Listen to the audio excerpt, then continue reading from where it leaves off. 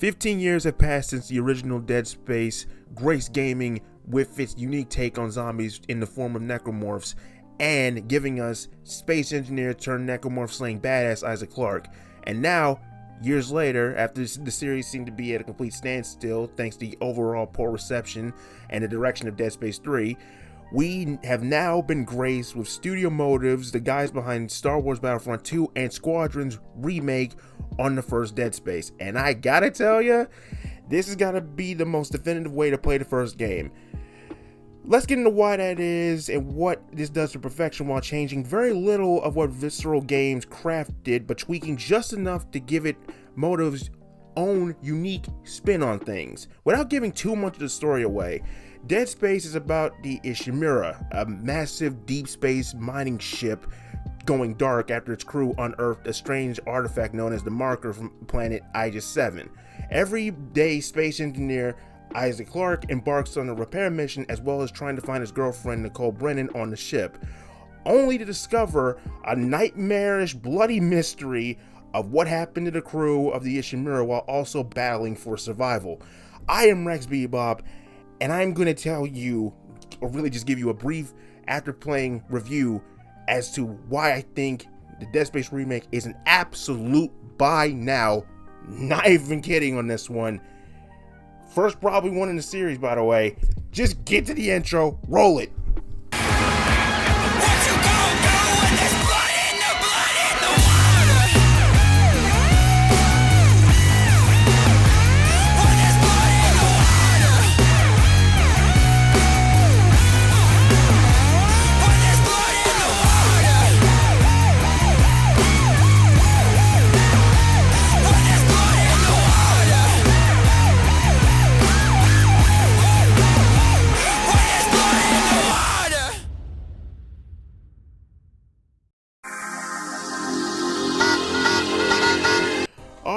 As I like to do with all my reviews, I like to give you the positives, the negatives, my final thoughts, and then telling you whether or not it's a buy now, wait till discount, or ignore altogether. So, listing off the first positive, I would have to give it to Remake Isaac.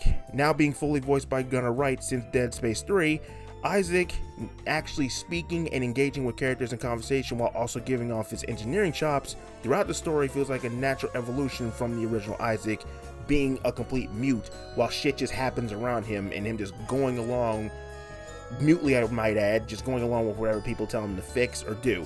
He vocally shares that one motivation for him why he even accepted the job in the first place, which is to find Nicole, after not speaking to her for weeks, which is something that I thought I would never say when it was announced that Isaac was going to be speaking in the remake.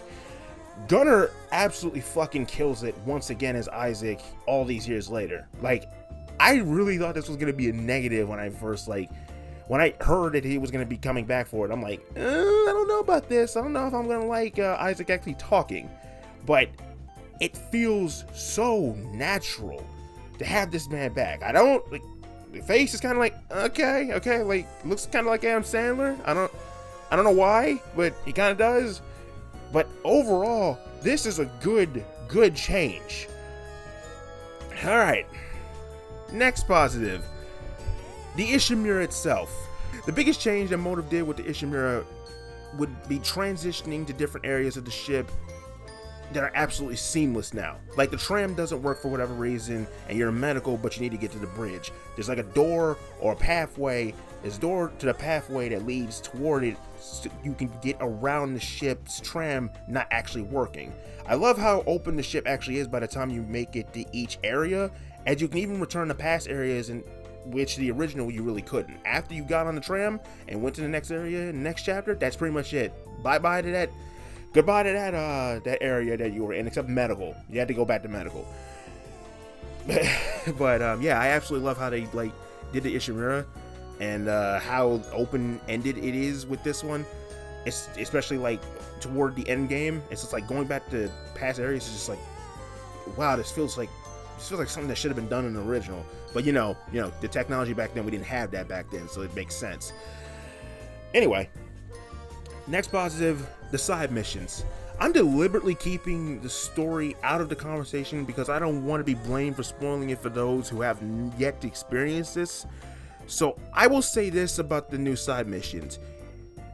Do them. Do them. I cannot stress this enough. They flesh out so much with the story and giving you an edge in surviving whatever the Ishimura throws at you, as well as giving more depth to Isaac and Nicole's relationship in the surface level. Isaac needs to find Nicole from the original. Man took the job to find her. Yeah, it helps the missions flesh out their relationship, as well as a few other things that I'm not gonna give away here. Fucking do the side missions. I cannot stress this enough. Fucking do them. And last positive, I would have to give it to the sounds. Very little has changed with the music score done by Jason Graves from the original, but things like Isaac's grunts whenever he stops, to his heartbeat when he's taking aim with his weapons, very little things that they added within the remake are really good overall. I can't stress this enough, man. They kept everything good, but adding just very little things, little touches like that, it makes this so fucking good, man. I cannot stress this enough. I cannot gush about that enough. So now, let's get to the negatives next. Welcome to hell. Alright, the negatives. Now, the only negative I can really say for this game, and this is really a nitpick, a really tiny little nitpick, I would have to give it to how the remake was handled with Dr. Mercer. In the remake, he is way too calm in comparison to how insane he was in the original game. The original Mercer was an insane religious zealot, completely obsessed with the whole convergence event, while in the remake, Mercer is a sane religious zealot with malicious evil intentions that come across as a pompous, asshole-ish villain who thinks he deserves a lot more than just the convergence. Overall, I just really like how he was handled more in the original as opposed to the remake, and again, I cannot stress this enough, this was really just a fucking nitpick just to say like, hey, there's a negative, because again, this would have been an entire gush piece about what they did right, and that's very much it. Very little bad to say about this game. But anyway, let's just close this out with the final thoughts.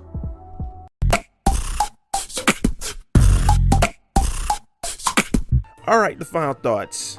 As I said at the beginning of this review, I said this was going to be a complete buy now based on my rating system. Play this game if you have yet to experience Dead Space for whatever reason. Even with the Mercer negative, or nitpick in this case, I have very little to complain about with this game overall. Motive did a fantastic job in remaking this while keeping the core factors of what made the original game good intact.